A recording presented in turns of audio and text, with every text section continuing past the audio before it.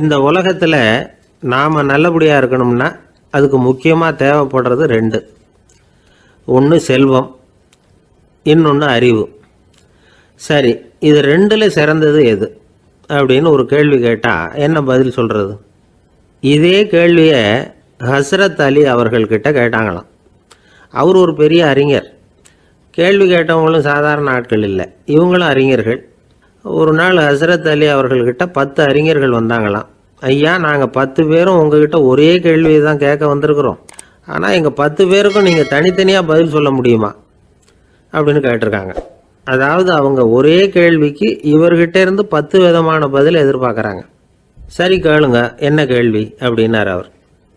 அப்போ தான் அவங்க கேட்டாங்களாம், செல்வம் அறிவு இது ரெண்டில் சிறந்தது எது? இதுதான் கேள்வி. ஹஸ்ரத் அலி என்ன பண்ணார் தெரியுமா? அவங்கள ஒவ்வொருத்தராக கூப்பிட்டார், ஒவ்வொரு விதமான பதிலை சொல்லி அனுப்புனார். முதல்ல ஒருத்தரை கூப்பிட்டார், சொன்னார், அறிவுங்கிறது தீர்க்கதரிசிகள், ஞானிகள், மகான்கள் இவங்களோட பரம்பரை சொத்து. ஆனால் செல்வம்ங்கிறது கொடுங்கோலரின் ஆயுதம், அதனால் அறிவு தான் சிறந்தது அப்படின்னார். ரெண்டாவது ஆளை கூப்பிட்டார், உங்ககிட்ட செல்வம் இருந்தால் நீங்கள் தான் அதை காப்பாற்றணும், ஆனால் அறிவு உங்களை எப்பவும் காப்பாற்றும், ஆகவே அறிவு தான் சிறந்தது அப்படின்னார். மூணாவது ஆளை கூப்பிட்டார், செல்வந்தனுக்கு எப்போதும் விரோதிகள் அதிகம், ஆனால் அறிஞனுக்கு நண்பர்கள் அதிகம், அதனால் அறிவு தான் சிறந்ததுன்னார். அடுத்தவரை கூப்பிட்டார், செல்வம் அடுத்தவங்களுக்கு கொடுக்க கொடுக்க குறையும், ஆனால் கல்விங்கிறது அதிகரிச்சுக்கிட்டே வரும், கொடுக்கறதுனால குறையாது, அதனால் அறிவு தான் சிறந்ததுன்னார். இன்னொருத்தரை கூப்பிட்டார், அறிவுள்ளவன் எப்பவும் அதை அடுத்தவங்களுக்கு வாரி வழங்கிக்கிட்டே இருப்பான், அதனால் அவங்ககிட்ட தாராளத்தன்மை இருக்கும், ஆனால் செல்வந்தன்கிட்ட கஞ்சத்தனம் தான் இருக்கும், அதனால் அறிவு தான் சிறந்ததுன்னார். ஆறாவது நபரை கூப்பிட்டார், செல்வத்தை கள்வர்கள் திருடிட்டு போக முடியும், ஆனால் அறிவை அப்படி திருடிட்டு போக முடியாது அப்படின்னார். ஏழாவது நபரை கூப்பிட்டார், செல்வம் கால ஓட்டத்தில் அழிஞ்சிரும், ஆனால் அறிவை கால ஓட்டம் ஒன்றும் பண்ண முடியாது, ஆகவே அறிவே சிறந்ததுன்னார். எட்டாவது ஆளை கூப்பிட்டு சொன்னார், செல்வத்துக்கு எப்பவும் எல்லை உண்டு, நிறை உண்டு, அளவு உண்டு, கணக்கு உண்டு, ஆனால் அறிவுக்கு அப்படிப்பட்ட எல்லை எதுவும் கிடையாது, அதனால் அதுதான் சிறந்ததுன்னார். அடுத்தவனை கூப்பிட்டார், செல்வம் உள்ளத்தில் உள்ள ஒளியை போக்கிவிடும், இருட்டை உண்டாக்கிவிடும், விரிந்த மனப்பான்மையை குறுகலாக்கிவிடும், ஆனால் அறிவு அப்படி இல்லை, இருண்ட உள்ளத்தில் ஒளியை பாய்ச்சி அதை விசாலப்படுத்துது, அதுதான் சிறந்ததுன்னார். கடைசியாக 10வது நபரை கூப்பிட்டார், செல்வம் மனசில் செருக்கை உண்டாக்குது, ஆணவத்தை ஏற்படுத்துது, அதனால் நானே கடவுள்னு நினைக்கிற அளவுக்கு மனுஷனை தாழ்த்தி விடுது, ஆனால் அறிவு பணிவையும் பண்பாட்டையும் வளர்க்குது, அதனால் அறிவு தான் சிறந்ததுன்னார். ஆக இப்படி 10 பேருக்கும் 10 விதமாக பதில் சொன்னது மூலமாக ஹஸ்ரத் அலி அவர்கள் அறிவு தான் செல்வத்தை விட சிறந்தது அப்படிங்கிறதுக்கு 10 காரணங்களை சுட்டி காட்டியிருக்கார். அந்த அறிஞர் 10 பேர் கேட்ட ஒரே கேள்விக்கு 10 பதில் சொன்னார். நமக்கு வேண்டிய ஒருத்தர் 10 பேர் கேட்ட கேள்விக்கு ஒரே பதில் சொல்லி சமாளித்தார். கேள்வி என்ன தெரியுமா? என்கிட்ட வாங்கின கடனை எப்போயா திருப்பி கொடுக்க போகிற? இதுதான் அந்த 10 பேரும் கேட்ட ஒரே கேள்வி. இந்த மாதம் 26ஆம் தேதி தந்துடுறேன் அப்படிங்கிற ஒரே பதில் சொல்லி அவ்வளவு பேரையும் இவர் அனுப்பி வச்சுட்டாராம். எல்லாரும் போனதுக்கப்புறம் இவரை தனியாக கூப்பிட்டு கேட்டிருக்கிறாங்க, அது என்ன சார் கணக்கு, 26ஆம் தேதி அன்னைக்கு என்ன அதிசயம் நடக்க போகுது அப்படின்னு கேட்டிருக்காங்க.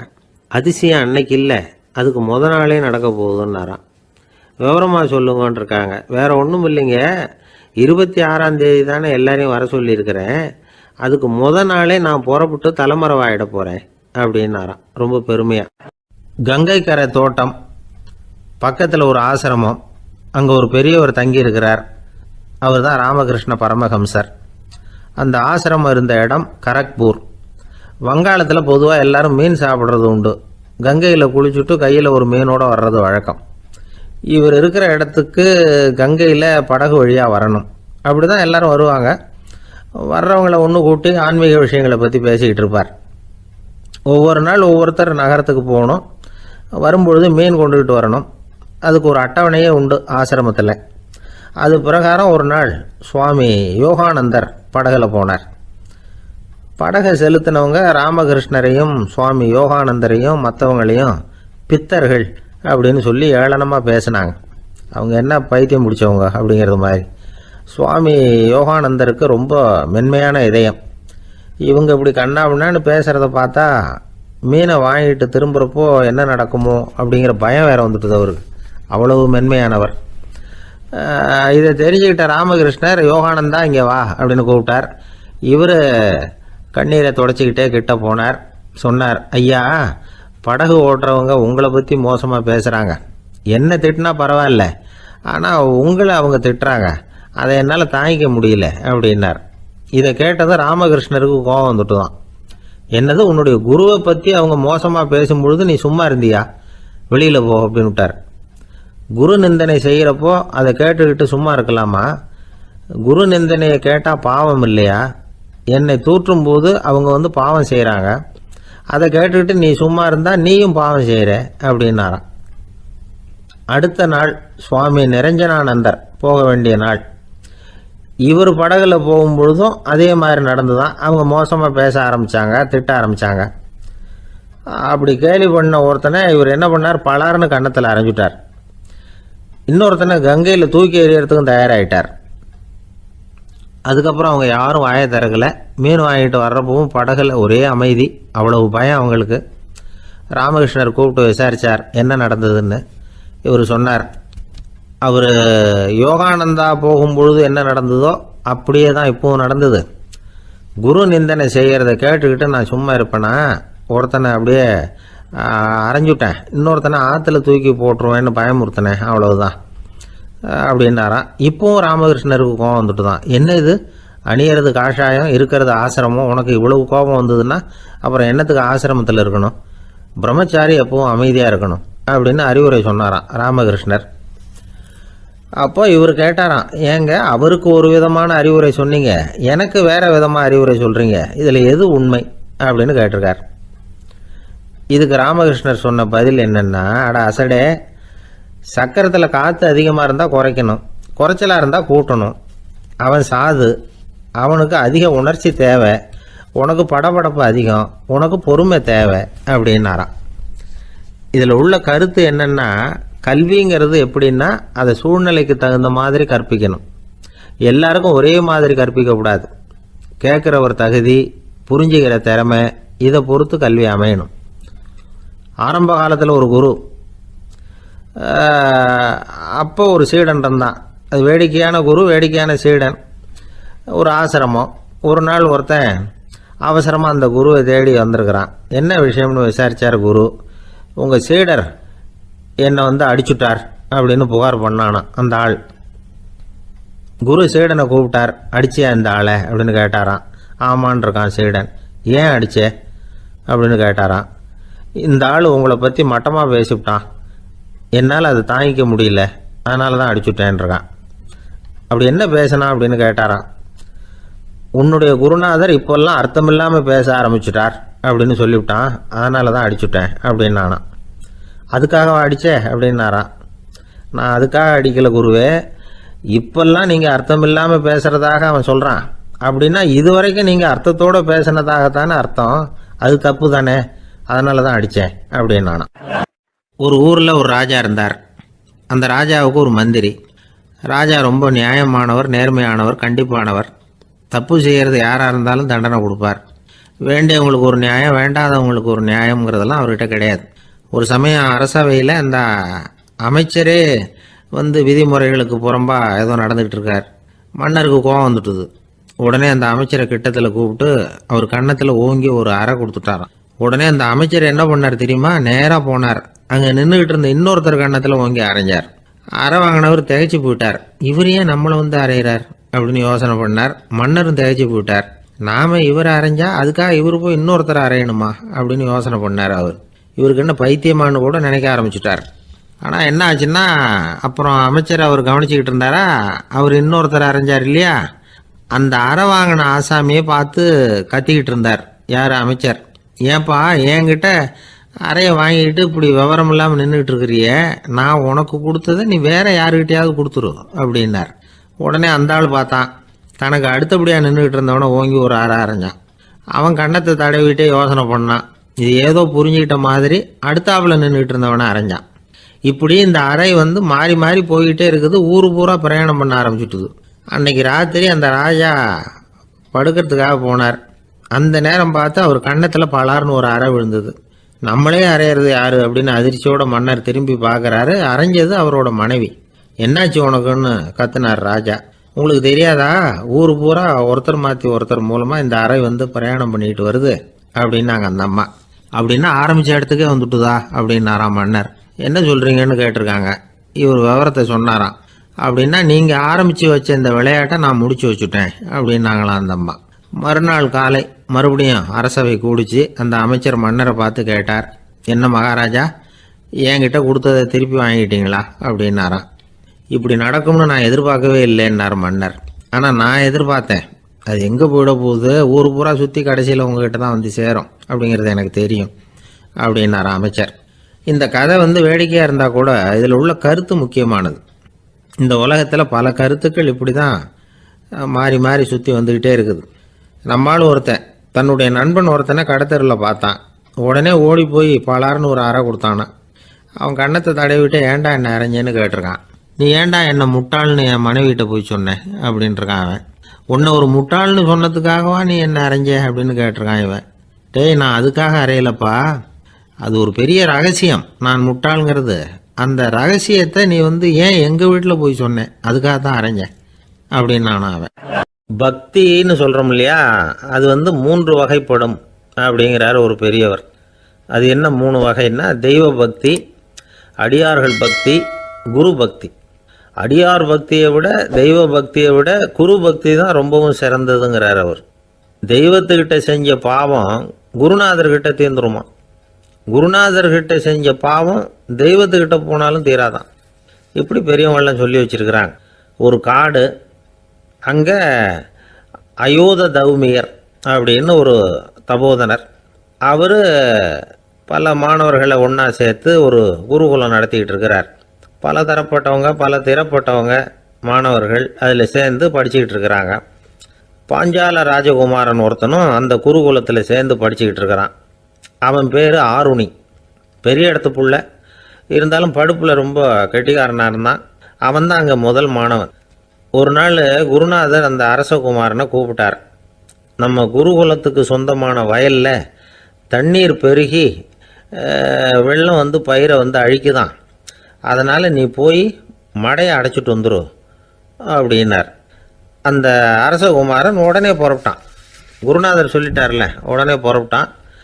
நான் பெரிய இடத்து பிள்ளையாச்சே, ராஜகுமாரனாச்சே, ரொம்ப செல்வாக்கூட வளர்ந்தவனாச்சே, நான் போய் வயலில் இறங்கி வேலை செய்கிறதா அப்படின்னுலாம் அவன் நினைக்கல. குருநாதர் கட்டளையை நிறைவேற்ற வேண்டியது நம்ம கடமை அப்படின்னு நினச்சான். உடனே ஒரு மண்வெட்டியை தூக்கி தோளில் வச்சுக்கிட்டு புறப்பட்டு போயிட்டான். வயலுக்கு போனான். பார்த்தான், தண்ணி கரையை உடச்சிக்கிட்டு வயலுக்குள்ளே ஏகமாக பாஞ்சிக்கிட்டு இருக்குது. இவன் மண்வெட்டியால் களிமண்ணை புல்லோடு சேர்த்து புல் பத்த மாதிரி வெட்டி வெட்டி போட்டான். இருந்தாலும் மடையை அடைக்க முடியல. தண்ணி அதை மீறி வந்துக்கிட்டே இருக்குது. தண்ணி வந்து வேகமாக வயலுக்குள்ளே போய்கிட்டே இருக்குது. போடுற பத்தையெல்லாம் கரைஞ்சி கரைஞ்சி போயிட்டுருக்கு. இருந்தாலும் இவன் தன்னுடைய முயற்சியை கைவிடலை. வெட்டி வெட்டி போட்டுக்கிட்டே இருக்கிறான். காலையில் அங்கே போனவன் சாயந்தரம் வரைக்கும் இப்படி செஞ்சுக்கிட்டு இருக்கிறான். உடம்பும் மனசும் ரொம்பவும் சோர்ந்து போச்சு. இருந்தாலும் குருநாதர் இட்ட கட்டளையை நிறைவேற்றாமல் இருக்கிறோமேங்கிற ஒரு குறை அவனுக்கு இருக்குது. குரு கட்டளையை நிறைவேற்றாத நான் வந்து இன்னமும் இருக்கணுமா அப்படின்னு யோசனை பண்ண ஆரம்பிச்சிட்டான். என்ன செய்யலாம்னு பார்த்தான். நம்ம குருநாதர் இட்ட பணிக்காக இந்த உடம்பையே தியாகம் பண்ணலாம் அப்படின்னு முடிவு பண்ணான். தண்ணி பாயுதில் அதுக்கு குறுக்க விழுந்து அப்படியே மடையை அடைச்சிக்கிட்டு அப்படியே படுத்துட்டான். இது மற்றவங்களுக்கு தெரியாது. அன்னைக்கு ராத்திரி ஒரு விளக்கு முன்னாடி உட்காந்து குருநாதர் பிள்ளைங்களுக்கு பாடம் சொல்லி கொடுத்துக்கிட்டு இருக்கிறார். முதல் வரிசையில் இருக்கக்கூடிய ராஜகுமாரனை காணலை. நம்ம ஆருணி எங்கே போனா அப்படின்னு சொல்லி மற்ற மாணவர்களை விசாரித்தார்.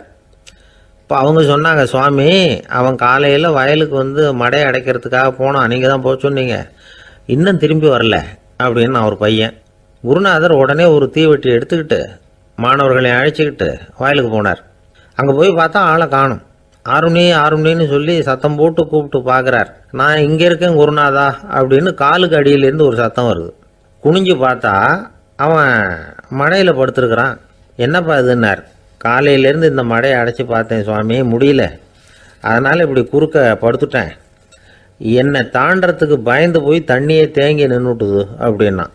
அவனுடைய குரு பக்தியையும் அவனை தாண்டறதுக்கு அஞ்சு நிற்கிற தண்ணி தேக்கத்தையும் பார்த்துட்டு எல்லாரும் ரொம்ப ஆச்சரியப்பட்டு போயிட்டாங்களாம். ஆறுனே எழுந்திரிச்சு வா அப்படின்னு கூப்பிட்டாரான் குருநாதர். அவன் தண்ணீரை பொழந்துக்கிட்டு எழுந்திரிச்சு வந்தானான். அதனால் அவனுக்கு உத்தாலகன் அப்படின்னு ஒரு பேர். உத்தாலகன்னா தண்ணீரை பிளந்தவன் அர்த்தம். அந்த உத்தாலகன் மாதிரி இந்த காலத்து மாணவர்களுக்கும் குரு பக்தி வேணும் அப்படின்னு சொன்னோம் ஒரு பள்ளிக்கூடத்தில். உடனே நிறைய மாணவர்கள் எழுந்திரிச்சு நின்னாங்க. சார், நீங்கள் எங்களை இன்னமும் சரியாக புரிஞ்சுக்கலன்னு நினைக்கிறோம். அன்னைக்காவது ஒருத்தன் அப்படி இருந்தான், இன்னைக்கு ஏகப்பட்ட உத்தாலகர்கள் இருக்கிறோம்.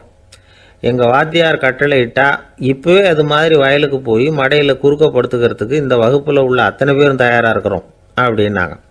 அப்படியா அப்படின்னு சொல்லி கேட்டோம் ரொம்ப சந்தோஷமாக. ஒருத்தன் ரொம்ப அடக்கமாக எழுந்திரிச்சான். அப்புறம் சொன்னான், ஆமாம் சார், வகுப்பில் இவர் நடத்துகிற பாடத்தை கேட்டுக்கிட்டு இருக்கிறத விட பேசாமல் போய் மடையில் படுத்துடுறது ஒன்றும் கஷ்டமான காரியமாக இருக்காது.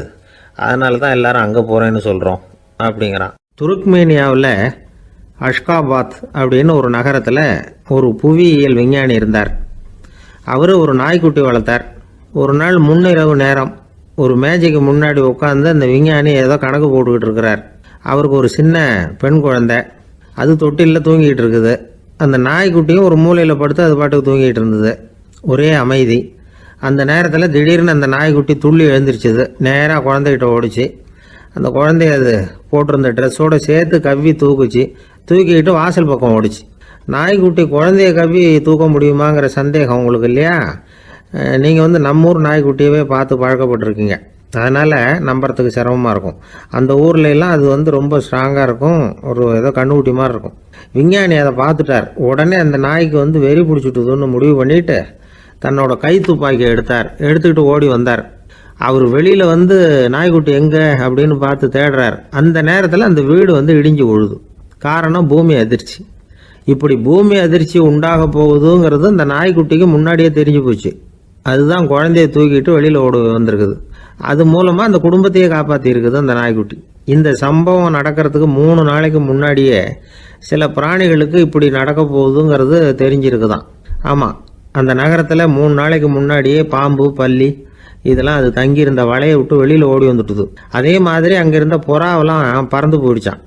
இதே மாதிரி யுகோஸ்லோவியாவில் கூட ஒரு நகரம், அங்கே ஒரு நாள் ராத்திரி ஒரு மிருக காட்சி சாலையில் திடீர்னு ஒரு பெரிய கலவரம், கூச்சல், குழப்பம். அங்கே இருந்த கழுதை, புலி, யானை, பறவை எல்லாம் கண்ணாபின்னான்னு கத்த ஆரம்பிச்சுட்டுது. நீர் யானை அதுக்குன்னு போட்டிருந்த தடுப்பையே தாண்டி குதிச்சு வெளியில் வந்துட்டு தான். மறுநாள் தான் எல்லாருக்கும் விஷயம் புரிஞ்சுது. அடுத்த நாள் காலையில் அங்கே பூமி எதிர்ச்சி உண்டாயிட்டுது. இப்போ பாருங்க, அதாவது மனுஷனை போய் தீர்க்க தரிசி அது இதுன்னு சொல்லிட்டு இருக்கிறோம். இவனை விட அது பரவாயில்லைன்னு தோணுது. அதாவது மிருகங்கள் ஒன்று நடக்க போகுதுங்கிறத முன்னாடியே புரிஞ்சுக்குதே. சரி, இதெல்லாம் எப்படி அது முன்கூட்டி புரிஞ்சுக்குது? அதுதான் படைப்பு ரகசியம். அதை கண்டுபிடிக்கிறதுக்கு தான் மனுஷன் ஆராய்ச்சி பண்ணிகிட்டு இருக்கிறான். விஞ்ஞானிகளோட ஆராய்ச்சியெல்லாம் ஒரு பக்கம் இருக்கட்டும், வீட்டுக்குள்ளேயே சில ஆராய்ச்சி பண்ணி பாருங்களேன். இப்போ சில யோசனை சொல்லி அதை சோதனை பண்ணி பாருங்க அப்படின்னு ஒருத்தர் சொன்னாராம். அதாவது இப்போ மழை வருமா வராதா அப்படின்னு தெரிஞ்சுக்கணுமா, உடனே ஒரு பூனைக்குட்டி பின்னாடியே மெதுவாக போய் அது என்ன செய்யுதுன்னு கவனித்து பார்க்கணும். பூனைக்குட்டி தன்னோட பாதத்தினால சுகத்தில் அப்படி கீறிக்கிட்டு இருக்கும். அப்படி கீறினா கண்டிப்பாக மழை வரும். சில சமயம் பூனைக்குட்டி அப்படி மல்லாந்து படுத்துக்கிட்டு பாதத்தை உயர தூக்கும், அப்படியும் புரளும். இப்படி செஞ்சதுன்னா அன்னைக்கும் மழை இருக்காது. அதனால் முன்னாடி இருந்தது மழை வர்றதுக்கு அறிகுறி, இது மழை இல்லைங்கிறதுக்கு அறிகுறி. பறவைகள், பிராணிகள் இதுகளோட நடவடிக்கைகளை பார்த்துட்டு அதையெல்லாம் அடிப்படையாக வச்சு தான் காலநிலையை கண்டுபிடிக்கிற கருவிகளை கண்டுபிடிச்சிருக்கிறாங்க. வாத்து இருக்குல்ல, சில சமயம் தன்னோட அழகை தன்னோட இறகுகளில் அப்படியே புதைச்சிக்கும். அப்படி செஞ்சால் குளிர்காலம் வரப்போகுதுன்னு அர்த்தம். பருவநிலை குளிராக மாறப்போகுதுங்கிறதுக்கு இதுதான் அறிகுறி. சிட்டுக்குருவி இருக்குதுல்ல, அதெல்லாம் புழுதியில் உழுந்து புரளும், சிறகுகளை படபடன்னு அடிச்சுக்கும். அப்படி செஞ்சால் மழை வரப்போகுதுன்னு அர்த்தம். ஒன்று மட்டும் நாம் நல்லா தெரிஞ்சுக்கணும், இயற்கையின் சீற்றம்னு சொல்கிறோம் இல்லையா, இயற்கை ஏன் நம்ம மேலே கோவப்படுது? இயற்கையை நாம் அனுசரித்து போகிறதில்ல, அதனால் கோவப்படுது. காடுகளை அழிக்கப்படாது, விலங்குகளை கொல்லக்கூடாது, இயற்கை ஏற்படுத்தி வச்சிருக்கிற சமநிலையை கெடுக்கக்கூடாது. அதை புரிஞ்சுக்கிட்டு வாழ்ந்தோம்னா பூமியும் நடுங்காது, நாமளும் நடுங்க வேண்டிய அவசியம் இருக்காது. ஒருத்தர் இருந்தார், சாராய கடைக்கு போனாராம், நிறைய சாப்பிட்டார். அப்புறம் சொன்னார், இது ரொம்ப அற்புதமான சரக்கு போல் இருக்குது. உள்ளே போன உடனே இந்த பூமியே நடுங்கிறது மாதிரி இருக்குது எனக்கு அப்படின்னாராம். இதுக்கு கடைக்காரர் சொல்லியிருக்கார், நீங்கள் சாப்பிட்டது வெறும் பச்சை தண்ணி தாங்க, இப்போ ஏற்பட்டிருக்கிறது நிஜம் பூமி அதிர்ச்சி அப்படின்னாராம். ஒரு இலக்கிய கூட்டம் ஏற்பாடு பண்ணியிருக்கிறோம், நீங்கள் அவசியம் வந்து அதில் பேசணும் அப்படின்னு கேட்டுக்கிட்டார் ஒருத்தர். வேணாங்க, 4 பேருக்கு முன்னாடி வந்து நிற்கிறதுனா எனக்கு ரொம்ப கூச்சமாக இருக்கும் அப்படின்னாரு இவர். ஏன் சார் இன்னமும் குழந்த மாதிரி கூச்சப்படுறீங்களே அப்படின்னார் அவர் ஒரு மாதிரியாக சமாளித்து அனுப்பி வச்சுட்டு அதுக்கப்புறம் அதை பற்றி இவர் யோசித்து பார்த்துருக்கார். சில நிபுணர்கள் எழுதியிருக்கிறத படித்தும் பார்த்துருக்கிறார். மனோதத்துவ நிபுணர்கள் என்ன சொல்கிறாங்க தெரியுமா? 10லேருந்து 20% குழந்தைகள் பிறக்கிறப்பவே கூச்ச சுபாவம் கொண்டதாக தான் இருக்குதான். ஒரு தாத்தா தன்னோட பேர பிள்ளைய ஆசையாக கூப்பிடுறார் விளையாட்டு காட்ட, அதை அழுதுகிட்டு ஓடி போகுது. ஒரு அம்மா தன்னோட பிள்ளைய பள்ளிக்கூடத்தில் சேர்க்கறதுக்காக கூப்பிட்டுக்கிட்டு போகிறாங்க. அந்த புள்ள அம்மாவோட முந்தானையில் ஒளிஞ்சிக்கிட்டு வெளில வரமாட்டேங்குது. இவங்களெல்லாம் எப்படி சமாளிக்கிறது? குழந்தைகளோட கூச்ச சுபாவத்தை போக்குறது எப்படி? இதுக்கு நிபுணர்கள் சில யோசனைகளை சொல்லியிருக்கிறாங்க.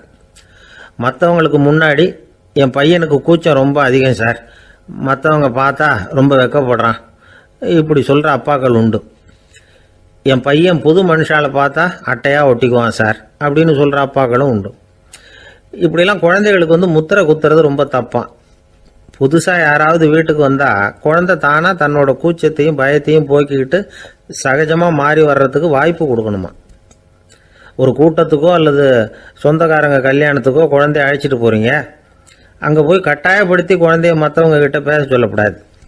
சில சமயம் குழந்தை தானாக தன்னுடைய கூச்ச சுபாவத்தை விட்டு பேசுறதுக்கு முன் வந்தால் அதை பாராட்டணும். குழந்தை கலகலப்பு இல்லாமல் மௌனமாக இருந்ததுன்னா அதையும் கண்டுக்கக்கூடாது. குழந்தை பேச ஆரம்பித்தா அதை ஆர்வத்தோடு கவனிக்க தெரியணும். கலந்து உரையாடுற பழக்கத்தை வீட்லேயே ஆரம்பிக்கலாம். கேட்டதுக்கு பதில் சொல் அப்படின்னு நீங்கள் அதிகாரம் பண்ணிகிட்டு இருக்கக்கூடாது. அது வந்து குழந்தைக்கு பேசுகிற சந்தர்ப்பத்தை குறைச்சிருமா. இப்போ நாம் அதிகாரம் பண்ணால் கேலி செய்கிற பழக்கம் குழந்தைகளை வந்து ரொம்ப பாதிச்சிருமா. பெரியவங்களானதுக்கு அப்புறமும் சில பேர் கூச்சத்தோடவும் பயத்தோடவும் இருக்கிறதுக்கு இதுதான் காரணம். சின்ன வயசில் அவங்கெல்லாம் ஏதாவது கேலிக்கு ஆளாகி இருப்பாங்க. 2வது குழந்தை மூத்த குழந்தைய வந்து கேலிக்கு ஆளாகிற சந்தர்ப்பங்களை கண்டு கேலி பண்ணினா அது இளம் நெஞ்சங்களை விட்டு நீங்கிறதே இல்லையா. எப்பவும் குழந்தையோட நடை உடை பாவனைகளை பற்றி சொல்லிக்கிட்டே இருக்கக்கூடாதான். அதுவே கூச்ச சுபாவத்தை கொண்டுட்டு வந்துடுமா. அப்பா எங்கேன்னு யாராவது கேட்டால் இது மாதிரி இன்ன காரியத்துக்காக வெளியில் போயிருக்கார், இத்தனை மணிக்கு திரும்பி வருவார் அப்படின்னு சொல்கிற அளவுக்கு குழந்தைகளை வந்து பழக்கப்படுத்தி வைக்கணும். ஃபோன்லேயே யாராவது விசாரித்தா கூட இது மாதிரி பதில் சொல்லு அப்படின்னு சொல்லணும். சின்ன சின்ன மீட்டிங்கில் 4 வார்த்தை பேச தயார் பண்ணலாம். ஒரு கடையிலையோ அல்லது ஹோட்டல்லையோ ஏதாவது விவரம் கேட்கணும்னா உங்கள் குழந்தைய தைரியமாக அனுப்புங்க. குழந்தைகள் பணிவாகவும் பொறுமையாகவும் விவரம் கேட்குறப்போ கூச்ச சுபாவம் தானாக போயிடும். சின்ன வயசுலேயே இப்படிலாம் பழக்கப்படுத்தினா தான் வருங்காலத்தில் தைரியமாக இந்த சமுதாயத்தில் வாழ முடியும். இல்லைன்னா 60 வயசுலேயும் அடுப்பங்கரையை விட்டு வெளில வர்றதுக்கு கூச்சப்பட்டுக்கிட்டு தான் இருக்க வேண்டியிருக்கும். இந்த காலத்து பிள்ளைங்க எவ்வளவோ பரவாயில்ல, எதுக்கும் தயங்குறதில்ல, கூச்சப்படுறதில்ல. ஒரு அம்மா அடுப்பங்கரையிலேருந்து சத்தம் போட்டாங்க, டேய் ராமு, தயவு பண்ணி அந்த டிவியை நிறுத்துறா, அந்த பெண்ணோட குரல் மகா மோசம், அடுப்பங்கரையில் இருக்கிற என்னாலேயே அதை சகிச்சிக்க முடியல அப்படின்னாங்களாம்.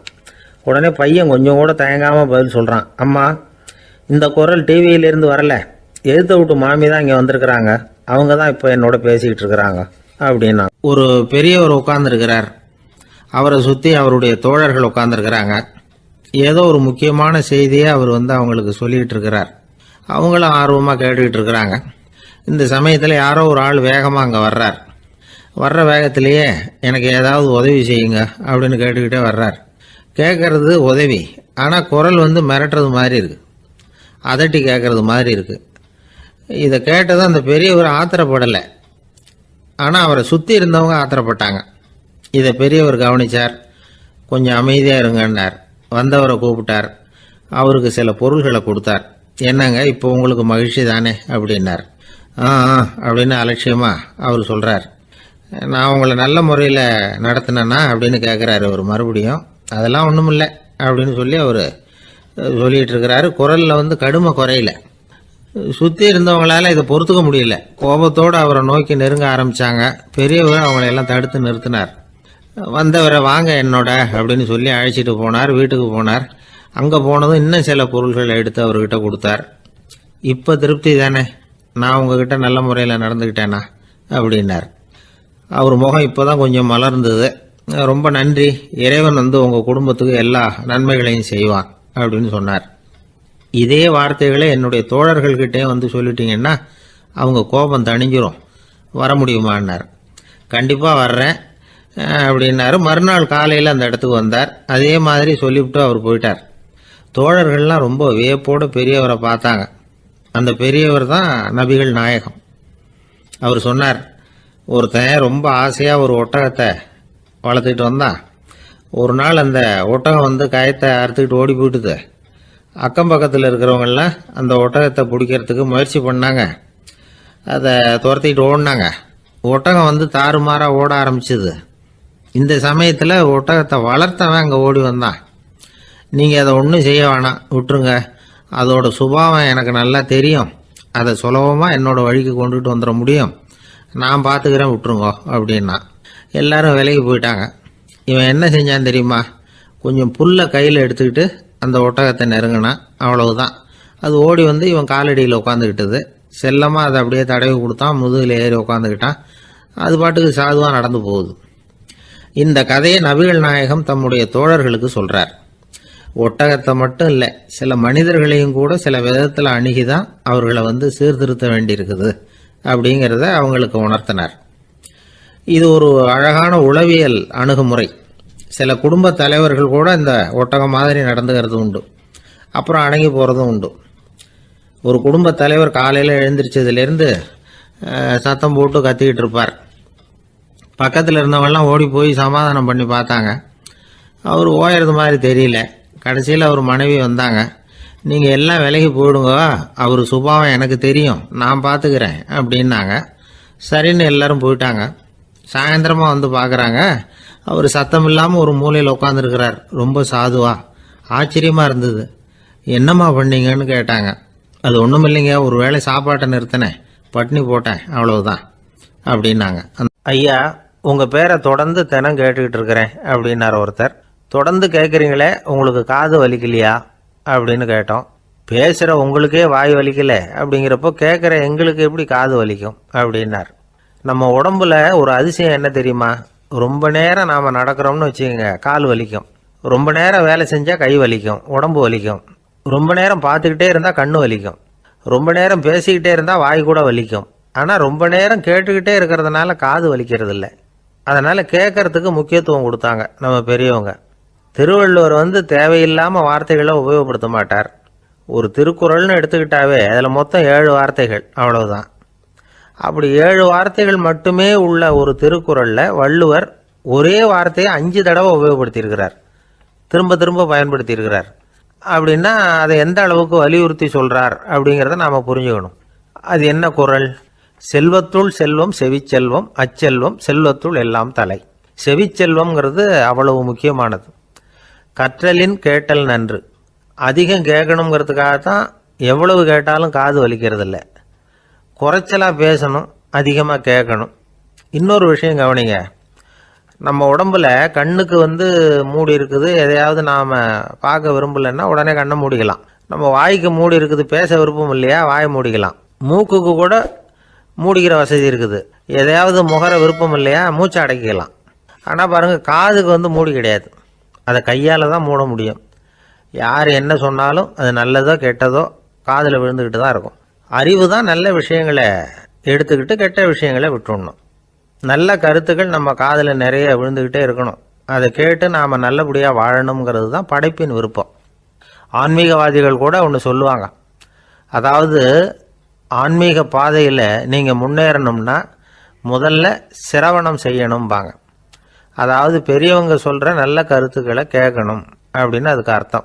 அதனால் யார் நல்ல கருத்துக்களை சொன்னாலும் அதை காது கொடுத்து கேளுங்க. இவ்வளவு கருத்துக்களையும் நம்ம நேயர் ஒருத்தர்கிட்ட சொல்லிகிட்டு இருந்தோம். அவரும் சரி சரின்னு தலையாடிக்கிட்டே இருந்தார். அப்புறம் சொன்னார், நீங்கள் சொல்கிறது சரிதான் சார், காதுக்கு மூடி இல்லைங்கிறது ரொம்ப சரி. அதனால தான் உங்கள் தகவல் கூட நாங்கள் விரும்புகிறோமோ இல்லையோ தினம் காதில் விழுந்துக்கிட்டு இருக்குது அப்படின்னார். எங்களுக்கு ரொம்ப பெருமையாக இருந்தது. அப்படியா அப்படின்னோம். ஆனாலும் என்ன மாதிரி சில பேர் நீங்கள் தகவல் சொல்கிற சமயத்தில் காதில் மூடி இல்லையேன்னு சொல்லி கவலைப்படுறதில்ல சார் அப்படின்னார். ஏன்னு கேட்டோம். காதை மூடுறதுக்கு தானே வசதி இல்லை, ரேடியோவை மூடுறதுக்கு வசதி இருக்குதுல்ல, அதனால் டக்குன்னு அதை மூடி வச்சுருவோம் அப்படின்னார். வங்க நாவலாசிரியர் சரத் சந்திரர் ஒரு நண்பர் அவர்கிட்ட வந்தார். வழக்கமாக எல்லா எழுத்தாளர்கள்கிட்டையும் கேட்குற ஒரு கேள்வியை கேட்டார். நீங்கள் எழுத்துத்துறைக்கு வந்தது எப்படி? இதுதான் கேள்வி. அதை தெரிஞ்சு என்ன பிரயோஜனம்னார் சரத் சந்திரர். சும்மா சொல்லுங்களேன், தெரிஞ்சுக்கிறேன் அப்படின்னார் வந்தவர். சரி சொல்கிறேன்னு ஆரம்பித்தார். நான் ரங்கூனில் வேலை பார்த்துக்கிட்டு இருந்தேன். சம்பளம் பத்தில், வேலையும் பார்த்துக்கிட்டு ஒரு பலசரக்கு கடை வைக்கலாம்னு நினச்சேன். என்னால் மளிகை கடை வச்சு சரியாக நடத்த முடியுமாங்கிற சந்தேகம் என் மனைவிக்கு. அதை சோதனை பண்ணி பார்க்கணுங்கிறதுக்காக சில பொருள்களின் அளவு, அதோட விலை, இப்படி சிலதை சொல்லி எல்லாத்தையும் மனக்கணக்காக கூட்டி போட சொன்னாங்க. என்னால் சரியாக கூட்டி சொல்ல முடியல. உங்களால் மளிகை கடை நடத்த முடியாதுன்னு சொல்லிவிட்டாங்க. உடனே என்ன பண்ணுறது, வேறு வழி இல்லை, கதை எழுத ஆரம்பிச்சிட்டேன் அப்படின்னார். கேட்டவருக்கு சிரிப்பு வந்துட்டு தான். சரத் சந்திரர் ஒரு பக்கம் சீரியஸான நாவல்கள், சிறுகதைகள் எழுதியிருந்தாலும் அவருடைய இன்னொரு பக்கம் வேற விதம். நண்பர்கள்கிட்ட பேசும்பொழுதும் சரி, அவர்களுக்கு கடிதங்கள் எழுதும்போதும் சரி, கேலியும் கிண்டலும் நகைச்சுவை உணர்வும் அதிகமாக இருக்கும். காந்திஜி ஒரு சமயம் கல்கத்தாவுக்கு வந்திருந்தார். தேசபக்தர்கள் பல பேர் அவர்கிட்ட பேசிக்கிட்டு இருந்தாங்க. அப்போது சரத் சந்திரரும் அங்கே இருந்தார். கிரண் சங்கர் ராய் அப்படிங்கிறவரும் அங்கே இருந்தார். அவர் சொன்னாராம், காந்திஜியோட பழகிய முதல் வங்காளி நான் தான். போயர் யுத்த காலத்தில் இவர் லண்டனுக்கு வந்திருந்தப்போ என்கிட்ட தான் வங்காள மொழி கற்றுக்கிட்டார் அப்படின்னாராம். உடனே சரத் சந்திரர் காந்திஜியை பார்த்து, இவர் உங்களுக்கு வங்காள மொழி கற்றுக் கொடுத்தது உண்மைதானா அப்படின்னாராம். ஆமான்னாராம் காந்தி. அதனால தான் உங்களால் வங்காள மொழி கற்றுக்க முடியல அப்படின்னாராம். எல்லாரும் சிரிச்சாங்களாம். சரத் சந்திரர் சாம்தாபேர் அப்படிங்கிற கிராமத்தில் தங்கியிருந்தார் ஒரு இலக்கிய நிகழ்ச்சியில் கலந்துக்கிறதுக்காக. அதுக்காக ஒரு கல்கத்தாவுக்கு போக வேண்டிய சூழ்நிலை. அதுக்காக புறப்பட்டார். அந்த சமயத்தில் பின்னாடி இருந்து யாரோ அவரை கூப்பிட்டாங்க. இப்படி கூப்பிட்டவரை பார்த்து இன்னொருத்தர் யாரோ அதட்டி இருக்கிறாங்க. போகிறவரை ஏன் இப்படி கூப்பிடுறீங்க அப்படின்னு. ஏன் கூப்பிட்டா என்னன்னு கேட்டிருக்கார் சரத் சந்திரர். புறப்படுறவங்கள பின்னாடி இருந்து கூப்பிடுறது அபசகுனம், போகிற இடத்துல ஏதாவது ஆபத்து வரலாம் அப்படின்னு அதுக்கு விளக்கம் கொடுத்துருக்கிறார் அவர்.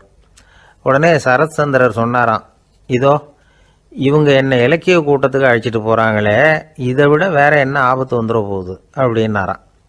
இப்படி சரத் சந்திரருக்கு இயல்பாகவே நகைச்சுவை உணர்வு உண்டு. அவருடைய நண்பர் ஒருத்தர் வீட்டுக்கு கூப்பிட்டுருந்தார். அங்கே ஒரு கச்சேரிக்கு ஏற்பாடு பண்ணியிருந்தாங்க. சரத் சந்திரருக்கு இயல்பாகவே கச்சேரியில் நீண்ட ஆலோசனையெல்லாம் கேட்கறதுக்கு பொறுமை இருக்காது. அதனால் மெதுவாக பாட போகிறவர் எப்படி அப்படின்னு கேட்டிருக்கார். அவருக்கு ரொம்ப நல்லா பாட தெரியும் அப்படின்னு சொல்லியிருக்கிறாங்க. அதுக்கு சரத் சந்திரர், பாட தெரியுங்கிறது சரி, பாட்டை நிறுத்த தெரியுமா அதை சொல்லுங்கள் முதல்ல அப்படின்னாராம்.